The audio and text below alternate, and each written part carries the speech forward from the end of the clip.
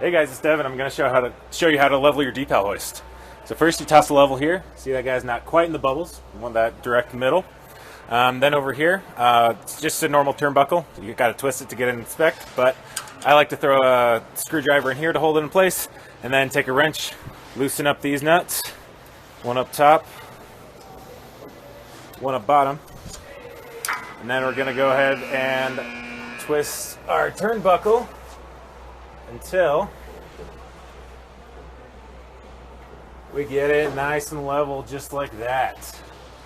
And that's how you level your hoist.